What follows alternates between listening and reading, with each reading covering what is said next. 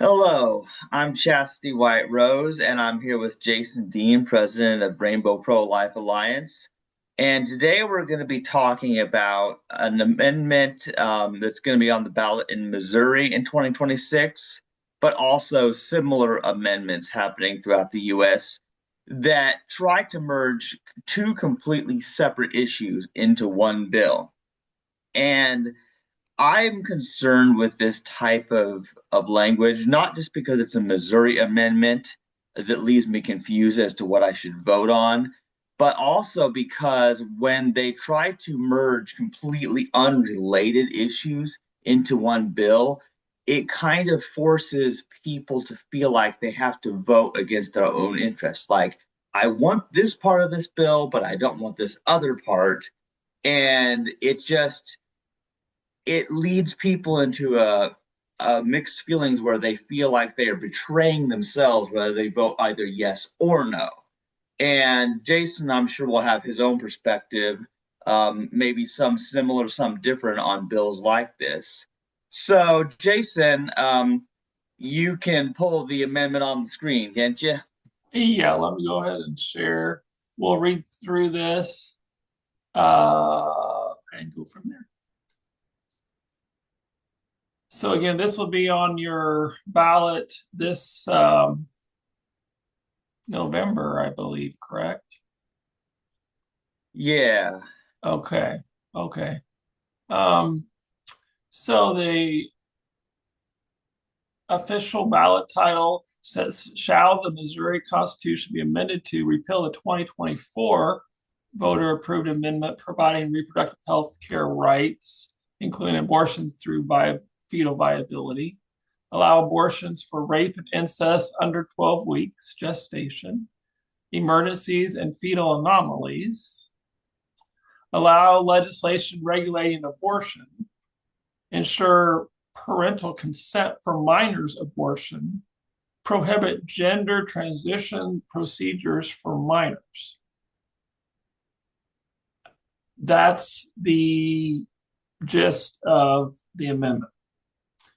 I will, and this is from the Missouri Secretary of State. I should have mentioned that to begin with. I apologize. There's other sources, of course, and some are a little more biased or this, that, and the others. So I thought I should go to what the Secretary of State is publishing as official as you can get, and there is a little more description, a longer paragraph here to explain it in a little more detail. But as I read through that, it seemed like that really covered. It was a pretty, Right. I guess you'd say, unbiased, as description of what's going on there. Yeah, and And a few things I already noticed about it. It's pretty much the gist of what I read. It was a different site, but it was the same basic idea. Is what like the portion about allow abortions for rape and incest under 12 weeks gestation, emergencies, and fetal anomalies. That right there alone would make me want to oppose this because to me that's saying that, oh well, babies deserve to die if they're the product of rape or incest, or if they have an anomaly, which, as you know, can mean any sort of chromosome abnormality. It could be an intersex condition, it could be Down syndrome, it could be anything that society considers abnormal, like, oh, it's going to be different, let's kill it. That right there makes me feel like I can't approve of this because it's like, oh, well, it's different and it deserves to die because its father raped the mother or something like that. So I don't like that part right there. right, and I think, and I'm in Kansas, and you're in Missouri, and I know that yeah, the there was pro-lifers that voted against our amendment that came up in 2022 because it wasn't strong enough. Now ours is different than this. Ours was different than this, so I don't want to get them confused. But I'm gonna tell you, because it wasn't 100% uh, banning all abortions, that there were a small group of people that voted against the amendment. So now we have abortions till birth. That's the alternative. So I can agree that I this language is messy, is a way I'd put it bluntly. However, the other option at this point is basically abortion on demand. They say through fetal viability, as you and I know, but we'll repeat. Generally, those are pretty weak regulations. Some in some states, it's really it's a joke. It's essentially up to the abortionist to decide if a fetus is viable. And when they have a profit motive on one side and nothing to gain on the other, it's like, what are they going to choose? And so, yeah, the way it is now, I read is basically abortions for any reason, including all of these. I mean, in terms of anomalies, that's already the law right now. You can get an abortion because your baby is intersex. That's Right. already the law. Um, there is one. There's several interesting wrinkles here that I would wonder if the authors would have anticipated. So, and you and I do agree that like we're conflating different issues, like the whole gender transition procedures for minors, which I'm opposed to, but I think that should be a different amendment. That's a different issue. Um, However, I mean, it's probably a little bit out there, but when you're saying gender transition surgeries, I do know that occasionally intersex babies are given surgeries at birth to correct their gender, and they're going one way or the other, obviously without their consent. They can't consent, baby can't consent. And if you're going to prohibit that, I guess that could be a good thing in that case, at least, because the baby doesn't have any choice in the matter. Exactly. That's the thing is they do surgery on infants sometimes without even the parents' consent. Neither the baby can consent, and the parents aren't even told. It's like, oh, well, we don't want to give parents a baby that's not neither male or female. Like, let's fix the genitalia and hope that they never notice. Like that's pretty shady no matter what your position. You got to admit that's kind of deceptive right there. And there's no consent by either the baby or the parents when that happens. But yeah, so obviously I'm against, people doing surgery on intersex infants because I think those children need to be able to decide later whether they even if they even want any kind of surgery on their genitals, obviously. And I feel like that's not talked enough about. Right. That's why we're mentioning it. Right. Right. Yeah. Yeah. So, and maybe, and I'm not a doctor, you're not a doctor. There might be some situation where it is a specific, they're addressing a specific physical health issue that they need to correct somehow.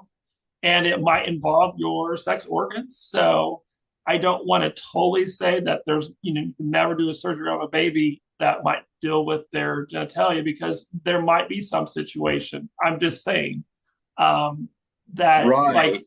otherwise, like they could, if it's a physical immediate problem, that otherwise they would get, like infections or some sort of issue would be okay. Right. Yeah. So I agree because see, I would never want to ban all surgeries on genitals of all minors because that would be very broad because there might be there might be health reasons why it's necessary to do it, and we can't just put a blanket ban on it anyway.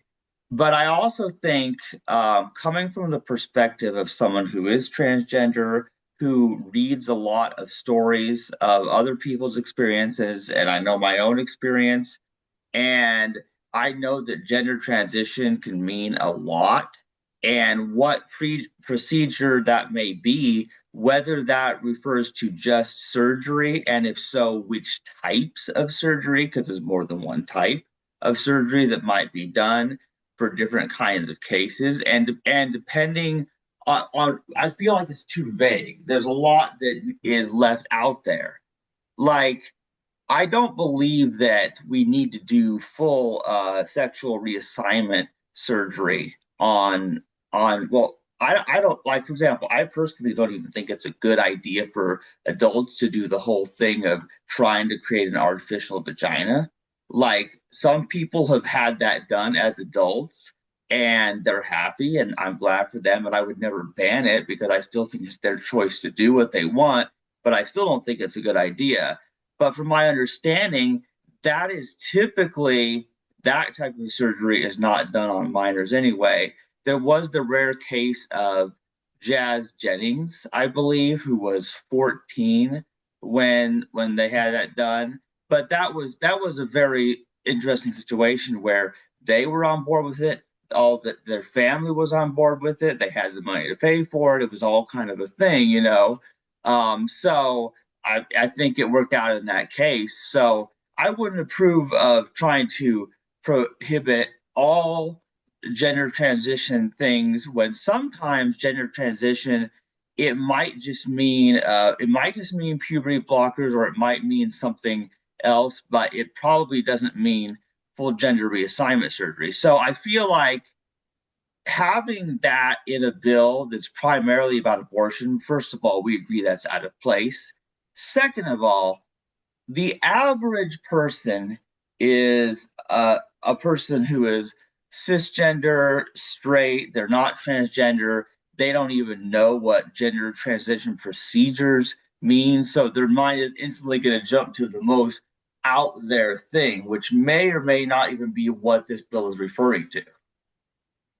Yeah, that's fair. Yeah, I hear you. I hear you. And I think I'll pull down the screen in a minute here, just back to us. But I did want to look at, so in 2024 when Missouri narrowly passed the amendment allowing babies to be killed, um, there there that was replacing basically a total ban on abortion, total protections for Right. children. And so, and my husband and I had a discussion with his father, after that happened, and his father mentioned, it's like, well, if you don't have any exceptions, then it's going to have a hard time passing even in Missouri. And I had to agree with them. There's a group of folks out there that in these hard cases want that option. Now, I think you and I have talked about, in our hearts and our worlds, rape and incest. First of all, what's the rapist, the incestor? What do they get if the baby gets mutilated, Right. killed, poisoned, starved? What's the rapist get? And I'm against the death penalty, full stop. But first of all, if the rapist isn't getting torn apart and his skull crushed, then the baby shouldn't be getting that either. It's a horrible situation, horrible all Exactly. around. But I want to know what you're going to do to the rapist, because they're the antagonizer. They are the one causing the situation. Well, and here's the thing, Jason, and this is something I've said for years, is that first of all, a rapist would want the baby to be destroyed because that baby is the piece of evidence that implicates them and that they raped that person. So, in other words, in order to be able to punish the rapist, you still have to let the child live and you have to do DNA tests to determine who the biological father is for sure. And by them killing the baby, that means the rapist gets off scot-free. That means they're never caught, they're never punished because the baby is punished instead, and that hides the evidence. And that right there is, I feel like, the strongest case against the rape exception that I can make, because it's like, if you want to kill that baby, I would say you have to at least let it live long enough to find and then kill the rapist before you kill the baby. Even if you want to kill the baby, you still need the DNA evidence to find out who the father is. And when people are just doing these abortions and discarding everything. They're discarding the evidence. So I feel like a person might want to oppose this, even if they want to kill babies because they want to kill the rapists. You know what I'm saying? Yeah, well, that's an excellent point. It's to cover up the evidence happens way more than we realize because a lot of clinics we know just don't ask. Just don't ask, don't tell, but it's a whole different world because they make Right. a It's lot bad more for money by business. not asking. Exactly. Bad You're for business 14 to ask years old questions. coming in there and you're pregnant, 14, that's automatically, you know, should be reported. There's Yeah. no argument at 14. I mean, yes, maybe it was your 15-year-old boyfriend, maybe it's your 34-year-old uncle, but that automatically has to be reported and dealt with. Just the fact that you're pregnant and you're showing up at wherever, and certainly the abusers know that it's much safer for them to try to get rid of the evidence and take care of business at an abortion clinic than end up at a hospital, the live birth on a 14-year-old, because they're going to file the charges. They're going to report. Uh, the abortion clinics, maybe they will, and probably they won't. Yeah, that's the thing. It's been said by many people before that abortion is a rapist's best friend Oh, because the industry has allowed them to continue raping people. And often people are raped by their own family members. So that's one of the reasons their own family is even paying for abortions and pressuring them to abort to hide the evidence. And then there's the whole sex trafficking industry. People, who are children who are forced into prostitution and all kinds of stuff. And that industry makes a lot of money off of these girls. And so, of course, they're going to want to have abortion too. So there's a lot of shady stuff that would not be able to continue when there are bans on abortion. And that's one of the main reasons for the banning of abortion is because besides the fact that we don't want the babies themselves killed because it's wrong, but there's so many other things connected. And because of, fathers abusing their daughters, prostitution, sex trafficking, all kinds of rape. A lot of things become harder to hide. A lot of evil becomes harder to hide when you ban abortion. And I feel like people who care about women, even if they don't see these babies as people, if they say they care about women, they don't, but they claim they do, then they would also want to do something to stop these things. And they would not want the rapists to be able to get away with it. So the fact that they are not asking these questions, the fact that they're not requiring people to report when 14-year-olds and even younger are getting pregnant kind of shows where the priorities lie. I'm making the money. Yeah, Yeah. yeah. So my question for you though, Chastity, so beyond the rape and incest and the anomalies saddens me because there's a lot of babies that, I mean, that's just a whole nother level of discrimination because the baby has Down syndrome or is intersex or spina bifida, or there's a long, long list. And the language is a little bit vague on what I read, and I'm not sure, all the details on what they're going to consider an anomaly, because some places it's very could be anything.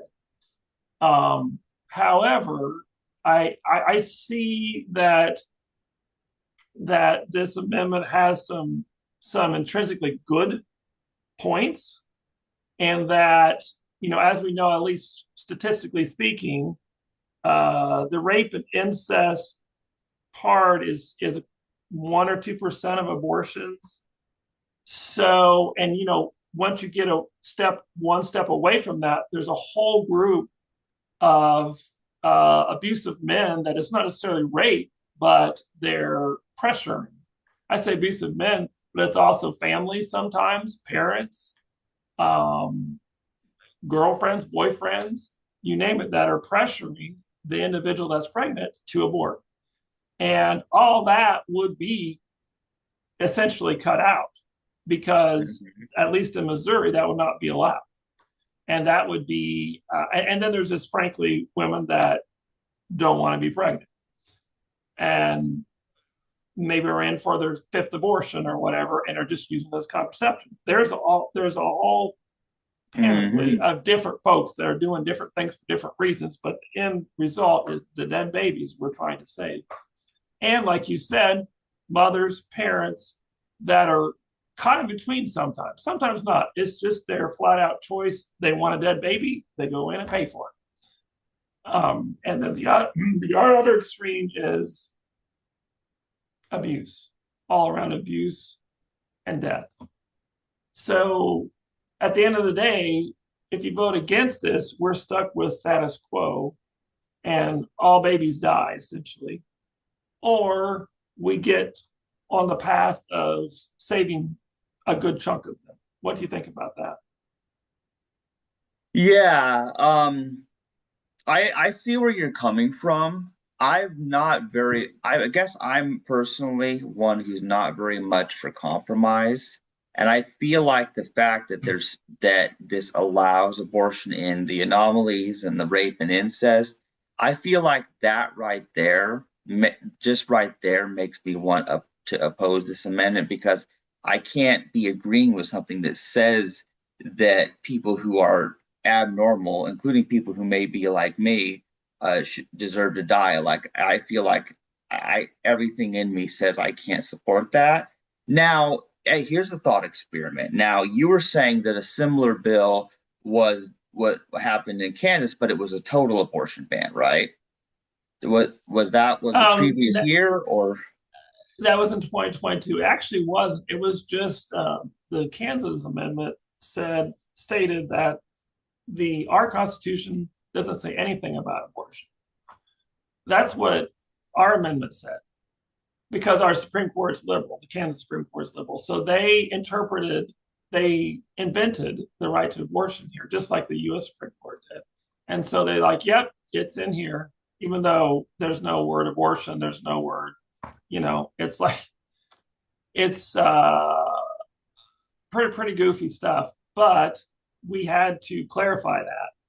But of course, the other side, uh, those that are for abortion, then said that we would totally ban abortion. So if we didn't, or if we passed this amendment, then we'd turn around and totally ban abortion, which is true. We probably would without the anomaly exceptions, maybe without even rape and incest. So it is true that we would. And so people surmise like without any exceptions, they're not going to vote for this. Hmm. I And also think the exceptions, of course, are a slippery slope to actually allow all abortions anyway. And well, you, yes, well, absolutely. well, yeah, And because basically then people can claim rape or incest or life of the mother or anomaly, even if it's not true. Then the abortionists who have a financial incentive to make something up can. The families who are getting these women pregnant or these women themselves have incentive to lie. As soon as you have these exceptions, it really does allow people to sneak in abortions, even if these things aren't true. So I find these exceptions to be very dangerous. And the only exception, which I've never really considered it an exception, but just for the sake of stating it, the case of ectopic pregnancy is one where there is no chance for the baby to survive because it's stuck in the fallopian tube. It's not in the uterus, so there's no chance of it surviving, and that will be fatal to the woman if they don't remove it. So that is the only exception that is not even really an exception because you're not killing a child that has a chance at life. So I just want to mention that. Of course, I'm for that exception, even though I feel like that's common sense and we shouldn't have to say it, but I'll just say it because people are going to assume that we don't want women's lives to be saved in the case of ectopic pregnancy. And I don't think I've ever met a pro lifer who's been against that. Right. And in our world, I would wish they would, when we define what we're against abortion, what you're talking about isn't really removing a child because they are in a location that is going to probably kill the mother or the pregnant person. Hmm. And they have, at this, with our technology today, there's no viable option for them to be transplanted elsewhere or to live.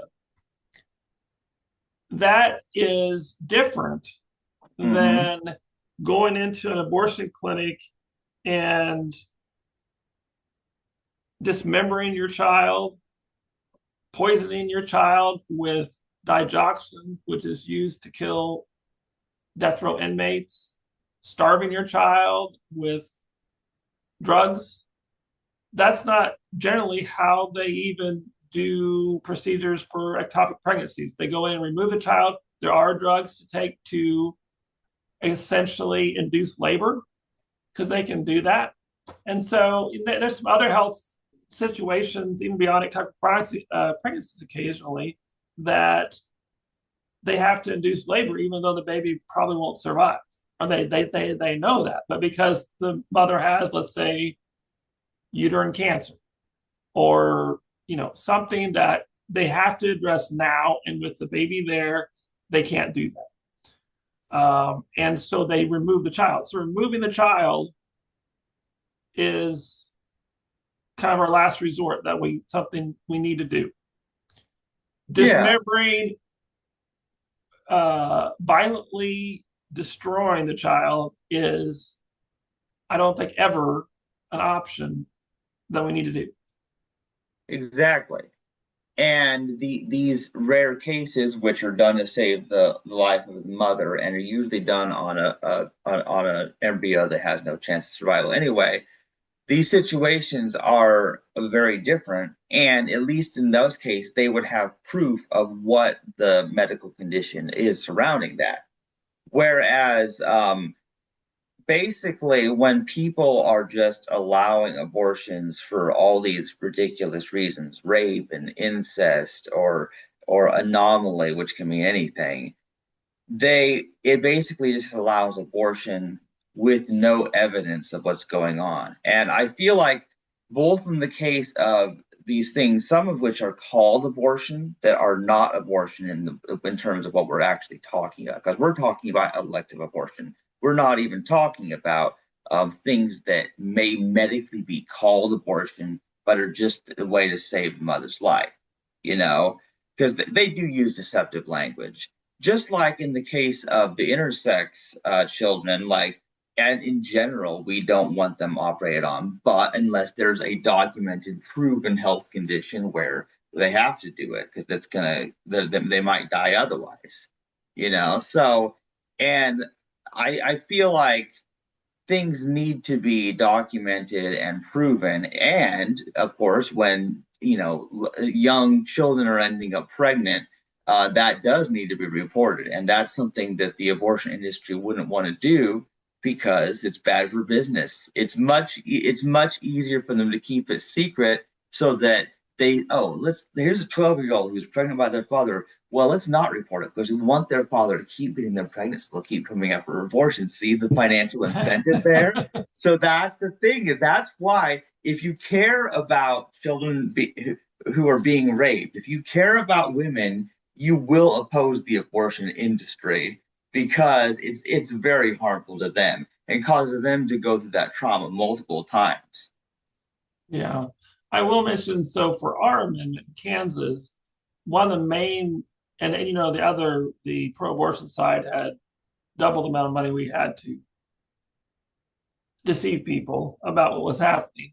One of the main commercials they ran was this woman that had a serious life-threatening health complication with a pregnancy with a baby that was not going to survive anyway. Mm-hmm. And she wanted the baby, and there's even just a brief glimpse. You see the babies, they got like handprints done of the baby. It was a late term abortion, and they played that ad nauseum to scare everyone into believing that we were going to ban that, and we were so cruel and mean. So that's why Missouri and some other states are saying, no, hey, look, we have this exception. Now, like I said, I don't have the details in front of me. I do know for rape and incest, most of the pro-life states, they require you to report that to the authorities. There has to be reporting. And that will cut back on some of the fraud there because are you going to report your boyfriend that just got you pregnant consensually? Maybe, but I mean, some will back off from that and say, no, I don't want to report. Well, why don't you want to report? Because it's not true. So there is some, usually, like I said, I'd have to look into Missouri a little more, but usually there's some safeguards. And on the anomaly side, I know in Kansas, when we had a legitimate ban on late term abortion, you could get an abortion for an anomaly, but it was written in such a way that it was extremely rare. Like we had literally like one abortion for that situation out of 3,000, which is still, it's sad because I can tell you that baby was intersex. The baby actually had some other, because I had to document it, but the baby had several abnormalities, anomalies. And yes, it was predicted that they wouldn't survive birth because of all these anomalies and so forth. And it was sad and that's horrible. But it was written in such a way that it wasn't just like everyone could go in there and come up with whatever anomaly they wanted. It's like, oh, your ears are too big or something, and get an abortion Right. for that. So it And was, yeah, as we know, there have been cases where doctors will tell patients that their fetuses are not viable and that they pressure them to abort. But then they'll continue the pregnancy like, no, we'll take our chances, and the baby is born perfectly healthy and fine. And then they realize the doctor just totally lied to them. How many abortions are right, done just because the patient was convinced by a doctor who lied? That's another thing to consider, you right. know. And Well, yeah, another thing I like to call attention to is how there are so many minors that are receiving abortions and it's kept secret. Things are not reported. There have been cases where, like, there's a teenage daughter that never comes home and the parents don't know. They don't know that she died in an abortion because women do die in abortions. And because she kept it secret, they didn't know she was going in for an abortion, and they probably would have tried to talk her out of it. But then she's dead. The baby's dead. She's dead. She doesn't come home. And they don't never find out why. And that right there is one of the causes for children who go missing and are never found. That's another thing. And the fact that people are allowed to perform abortions on minors without parental consent is weird to me, especially given the fact that, like bringing up the transgender issue, for example, people don't just have gender transition drugs or surgery, without there being parental consent. Like the amount of hoops somebody has to jump through. In most states, you do have to be over the age of 18 to get any services at all, and you have to have good insurance or good money. And the fact is, it's a lot harder to use hormones or surgery to gender transition than it is to get an abortion. And I feel like that's a sad statement because abortion is actually much, much more dangerous. It always kills at least one person, you know? And and on the contrary, I'm generally for some, gender transition procedures, whether for adults or minors, is that's an area of debate. At what age can somebody consent to life altering changes? I feel like that's a discussion worth having, obviously. But in my understanding, that the reason for allowing people to gender transition is so that they can be happier. They can be happier and healthier and happier in their lives and continue their life, you know? So it's not the same as murder, which is what abortion is. right. Two separate issues, which should be two separate amendments completely. And Yeah. and frankly, yeah, I'm generally opposed. I think for minors, to get transition surgeries. But I do believe there's a difference between like a 16-year-old and Hmm. like a 14 or 12-year-old. Because like with our other, like we're talking about like rape, a 14-year-old basically can't consent to anything.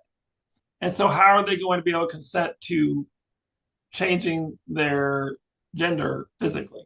Yeah. So and at 14, I'm like, gosh, damn, like that seems extremely drastic. And, and the way our other laws are set up that are to protect them for the several reasons, but their brain's not completely developed. How are they supposed to? That's why they can't consent to Well, anything yeah. else except gender I, transition and surgery. yeah, Jason, the thing is, I feel like right there, there's so much that could be discussed because at what age are people allowed to consent to certain things? Like, think about it.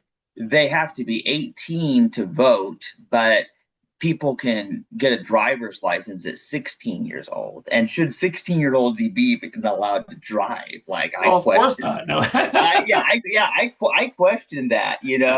I feel like a lot of people, and then when people are 21, they are allowed to kill their brain with alcohol, and then their brain never fully develops. And as you know, a lot of bad decisions happen when it comes to alcohol.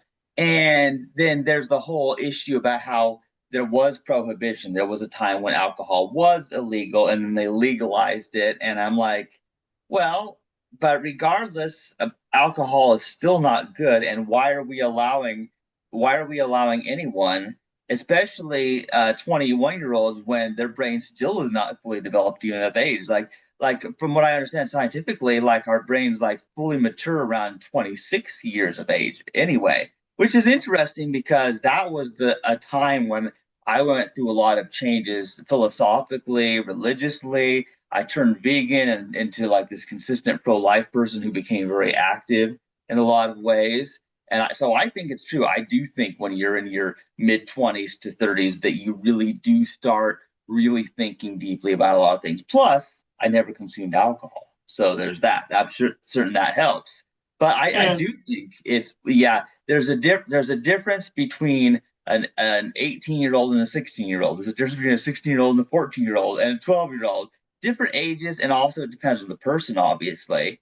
And that's why I don't think that, first of all, legally, I don't think that people can have gender transition surgeries without parental consent. I'm pretty sure parental consent is required for anyone under the age of 18 anyway, which I think it should be, because I don't think that those people on their own really can make those kind of decisions. But I just don't want a blanket ban on it, because if there is a case of someone who's 16 and there is a procedure they want and their family is in agreement and they're rich and they can pay for them, like, yeah, sure, let them have it if everyone's agreed and it's been discussed, the risks versus benefits. So it's a case by case basis. it's interesting we talked through this because statistically with abortions, you think of who's getting abortions 26 and under. That's a huge, I believe, a majority of abortions are on people that age and under. Yeah, yeah, it's interesting. The younger people are, the more dangerous stuff they're doing. And there's so much that happens in high school and college age people anyway. And I thank God that I was homeschooled. I really, and that I didn't even do a college until my 30s, and that was online college, which is a lot safer. I don't want to physically be around people more than I have to. Yeah. Well, it just brings up just concerns even beyond the age of consent when you have young, like you said, college folks, young people, and I'm not saying we're banning abortion at 26 years old. I'm saying we're banning all abortion, but the fact that the industry, I believe, preys on Mhm. younger folks that are more susceptible to being manipulated, abused, lied to, and just don't know the ways of the world. the way you and I do, Chastity. Yeah, yeah, So a little bit of it's not arrogance. It's just once you've been here half a century, it's like you do figure out a few things, and you really want to watch out for those that are still in that process. So yeah. uh, yeah, so we might have to visit this again before the amendment because I'm curious. Once the more, have you heard any commercials or ads so far yet, or not really? Well, I guess the only way I would see an ad would typically be if it was either somehow embedded in social media or if it was on the TV in the break room because I don't even watch TV, Oh, myself. okay. Or like a billboard, I Um, guess, or something. Yeah, because Right. I haven't really like I know in years past I would get like in the mail I would get pro-abortion ads like the one that Right. turned me into this fierce pro-life activist when that one was about Todd Aiken like Todd Aiken won't give women a choice and me I was in my early 20s at the time I'm like who the hell is Todd Aiken anyway and who are these ugly women on the picture making sad faces like whatever kind of propaganda they were trying to pull didn't work on me because then I get online and I start Googling abortion, Todd Aiken, and I'm like, well, abortion's really bad. And Todd Aiken, he may have said some wrong things, but his heart was in the right place. Like he's like, well, why are we attacking the child instead of punishing the rapist? I'm like, that makes a lot of sense, you know? Yeah. Yeah. Well, I'm wondering because I know we're a little bit of disagreement right now, but as the because I think we'll find out with this Missouri amendment as the couple months progress here before election day that people how fiercely the those that are for abortion fight this because if they're really fighting it strong it means it's like Dorothy and the ruby slippers it must mean something there must be something to it like it's going to stop something it's going the party's going to be over You would or if say that they're because you're from Kansas. well, of course, I know, I've been around.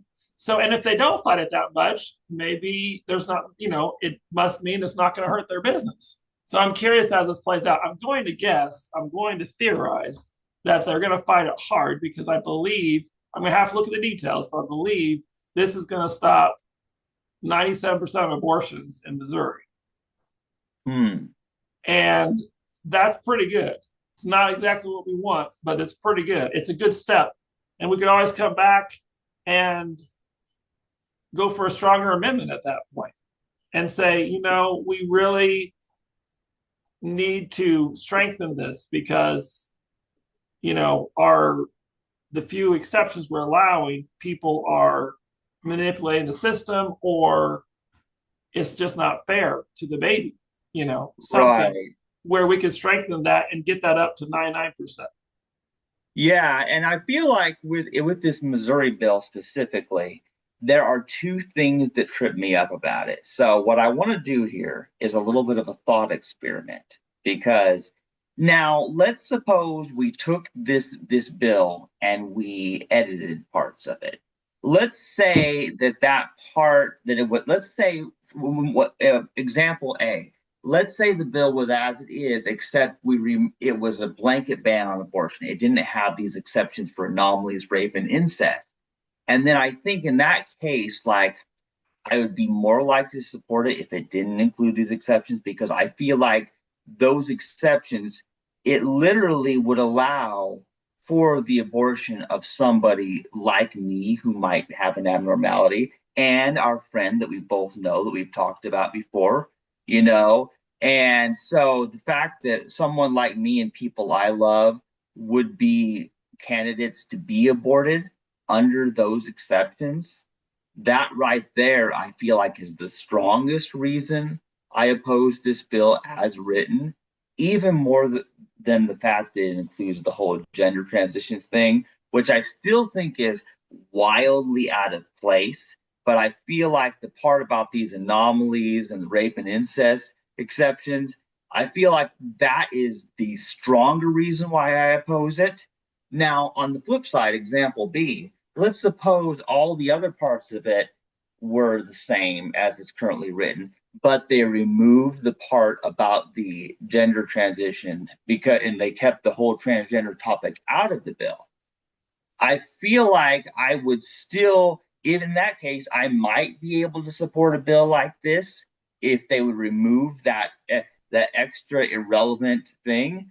And then maybe I could still justify it that yes, it would still save most of the babies. Then I might be able to vote yes on it if it excluded that. So I feel like if either of those two things were removed, I could then theoretically justify voting yes on it. But the fact that I oppose it for two reasons at the same time cause my thing is that I'm going to abstain from voting on this bill because I would be voting against two things I strongly believe in, just for the case of banning some abortions, but not some of the ones that I consider most important because plus I believe these exceptions are a slippery slope to really allow all kinds of abortions. Anyway, so I have many issues with it, and I think the whole thing needs to be scrapped and needs to be rewritten. But I also am not gonna judge people for whether they vote yes or no on it because I just think the whole thing needs to be redone. And I think people have their different motivations why they would vote yes or no on it. So I'm not even trying to debate what and or tell people what they should do on it. But I oppose it for two reasons personally, because it doesn't sit right with my heart. Okay. Well, I like I said, we I agree it needs to be rewritten. It does. But in the meantime, you know, assuming that could happen, that would be the next election cycle. It would be at least, I mean, probably a year away. And in that year, a whole bunch of babies are going to die because there's no, uh, uh, practically speaking, there's no limits. All the babies that are intersex, all the babies that are anomalies, all the babies that are just inconvenient are can be aborted in Missouri. There's no regulation, essentially.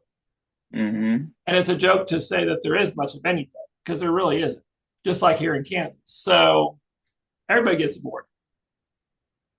That's where we're at. And that's what will continue happening until something gets done, even if it's not perfect, even if it's not quite what we want. So we might have to revisit this in a couple of months and see where we're at. Yeah, but I feel like the most important thing we agree on is that it really should be rewritten. you Oh, well, know, yeah. No, you're, and, 100%, yeah, 100%. and on this cycle, people can still decide. Other people who are in Missouri can decide. What they want to do on it.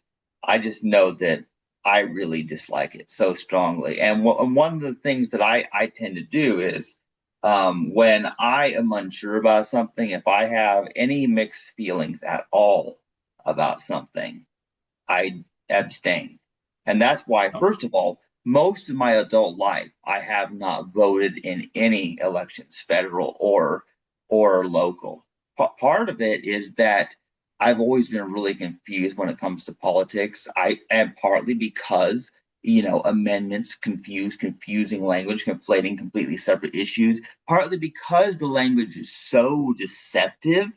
That right there makes me feel like, wait, if I don't understand it, or if it's telling me two different messages, then I feel like I always choose the safe option. I choose the safe option. Like I don't want to do the wrong thing, so I'll do nothing at all. And I guess that perhaps that's just my personality. I'm like the only way to win is not to play. oh no. But of course, if you look at my life and you look at my vow of celibacy, for example, you'll start to see that that's kind of my solution. It's like I abstain. That's what I do. I abstain from alcohol, sex, voting on amendments if I disagree with even part of it. That's my personality summed up right there. Fair enough. Fair enough. Well, I think we'll wrap it up for now, and I appreciate us having this conversation together, and hopefully our viewers glean something from it. And Yeah. And one more thing I will say though is that although a lot of people are just going to dismiss us as two random people who and they think that we know nothing, the fact is we both know a lot more than these people think. In fact, you probably know more than I do because you're older. You've been around longer. We're not saying how old, but you've no, been around even longer.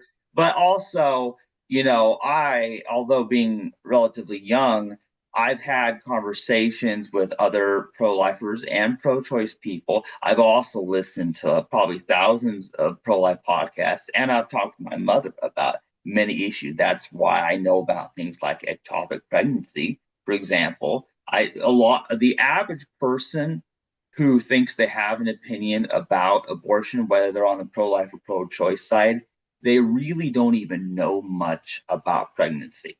They don't that's even know scary. about yeah, they don't know much about pregnancy. They don't know about these anomalies. They don't know about intersex people. They don't know about rape and incest. They don't know statistics. And the fact is, you and I are educated on these things because we read things, we debate people, we listen to podcasts, we read books, all kinds of things. So we actually know a lot more what we're talking about than the average just Joe off the street who knows nothing about it. And yet, everybody who lives in a certain state who is of a certain age still gets a vote on something, regardless of whether they're educated, which I think is an interesting state of affairs. Or their brains are completely developed yet. Yes, that's true. I know our brains are developed, but theirs aren't. So,